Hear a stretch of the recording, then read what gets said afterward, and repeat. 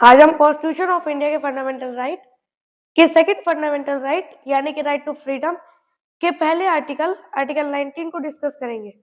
Article 19 protection देता है certain rights की regarding freedom of speech etcetera. इसके अंदर 6 क्लॉज दिए गए हैं। इसका क्लॉज 1 सिटीजन कुछ राइट्स की गारंटी देता है।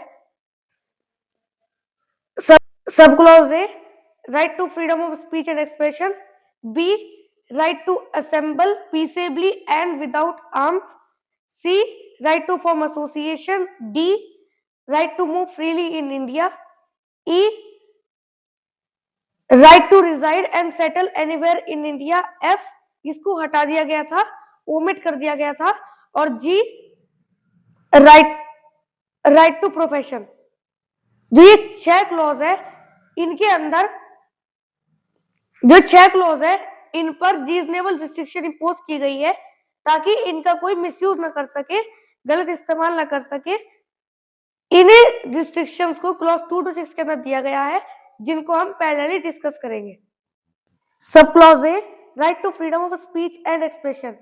स्पीच एंड एक्सप्रेशन है क्या? स्पीच का मतलब नैरो सेंस में है, जबकि एक्सप्रेशन का मतलब ब्रॉडर सेंस में है। यह सब क्लॉज सिटीजन को अपने ओपिनियन, थॉट, आइडिया को oral, return, electronic, broadcasting, press के थ्रू एक्सप्रेस करने की फ्रीडम देती है। इसमें राइट टू साइलेंस यानी कि चुप रहकर भी विचार को एक्सप्रेस किया जा सकता है।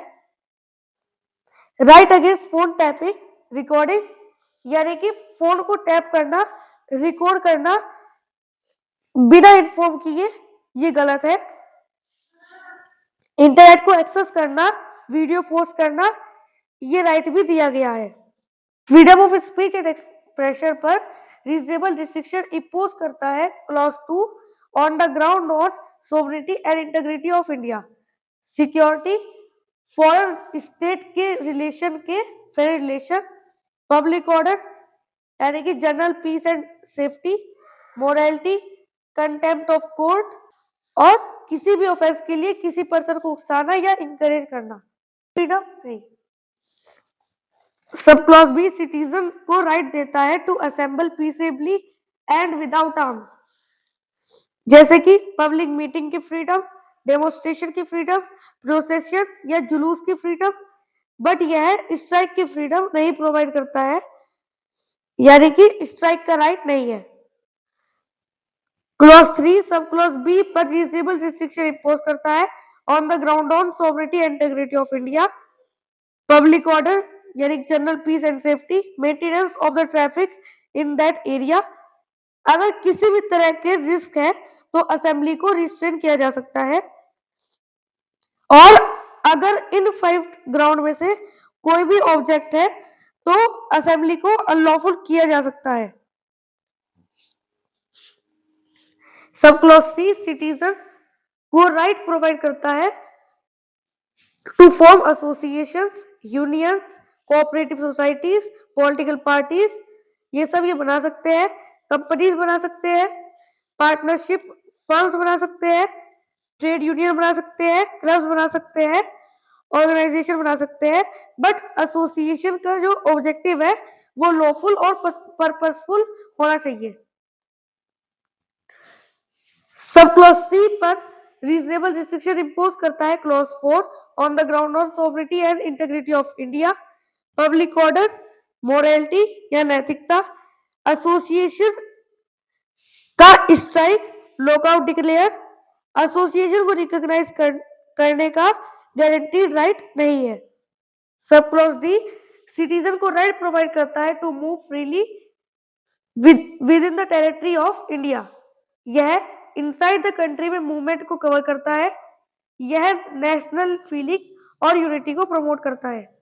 सब क्लॉज डी पर रीजनेबल रिस्ट्रिक्शन इंपोज करता है clause 5 on the ground on the interest of general public, the protection of interest of scheduled tribe to protect their culture, custom, traditional values and exploitation.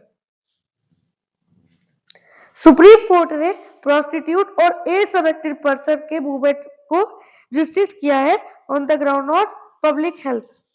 सब clause E citizens को right देता है to reside and settle in any part of the territory of India. Means decide कर सकता है, रह सकता है टेम्पररी, या घर बना सकता है परमानेंटली। यह नेशनैलिटी की फीलिंग को प्रमोट करता है।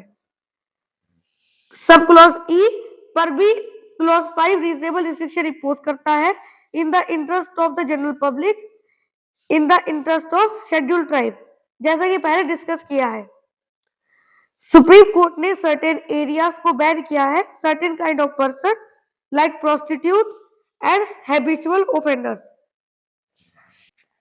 सब क्लॉज एफ को ओमिट कर दिया गया है bye 44th constitution amendment act 1978, जिसमें प्रॉपर्टी को एक्वायर, होल्ड और डिस्पोज करने का प्रावधान था।